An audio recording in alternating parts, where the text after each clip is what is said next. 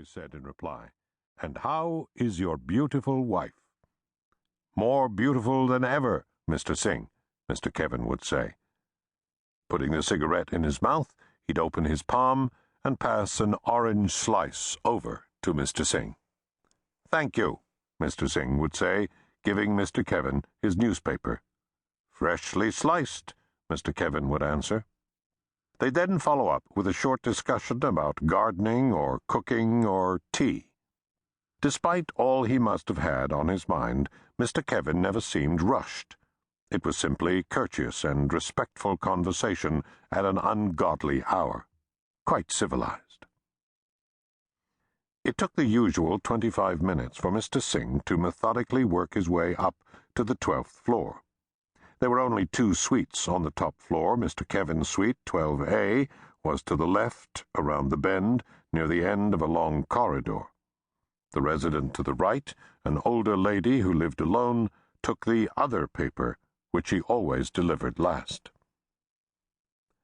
Mr. Singh arrived at Mr. Kevin's door, and as usual, it was halfway open. But there was no sign of Mr. Kevin. "I could just leave the newspaper here," Mr. Singh thought. Then he'd miss their daily conversation. He waited for a moment. Of course, he could not knock. That would be highly improper. Humming louder, he shuffled his feet, hoping to make enough noise to announce his arrival. Still no one came. He hesitated. It was the engineer in him. He liked routine, order. He remembered the day his 11th form mathematics teacher taught the class that there was no such thing as parallel lines, that because the earth was round, any 2 parallel lines would eventually meet. Mr. Singh didn't sleep for a week. There was a noise from inside the apartment, an odd, hollow sound. That was strange. Then a door closed. Good, he thought, as he waited. But there was silence again. Maybe he should leave. Instead, he took Mr. Kevin's newspaper and dropped it onto the parquet floor just outside the door. It landed with a loud smack, which he hoped would signal his presence in the doorway. He'd never done anything like this before. There was another noise inside, distant. Were they footsteps? What should he do? He certainly could not enter. Mr. Singh waited. For the first time, he looked down at the front page of the newspaper. There was a picture of an ice hockey player raising his arms in the air and a story about the local team, the Toronto Maple Leafs.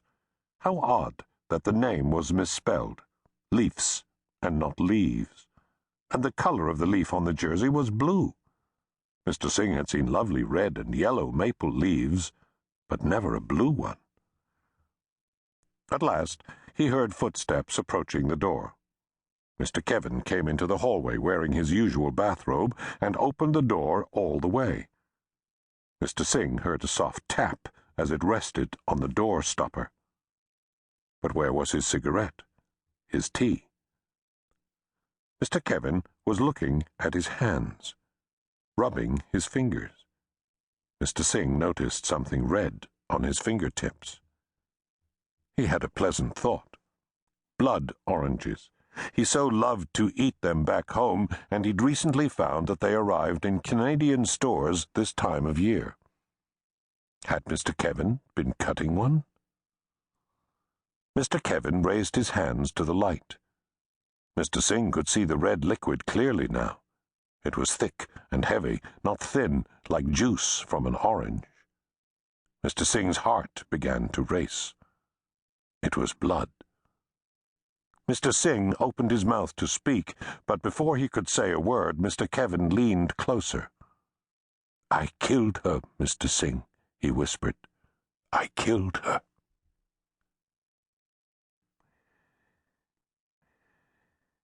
Chapter 2.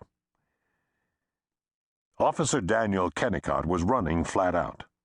"Where do you want me to go?" he called back to his partner, Nora Baring, who was half a step behind him. "I'll cover the lobby," she said as they rushed into the marketplace tower. "You go up."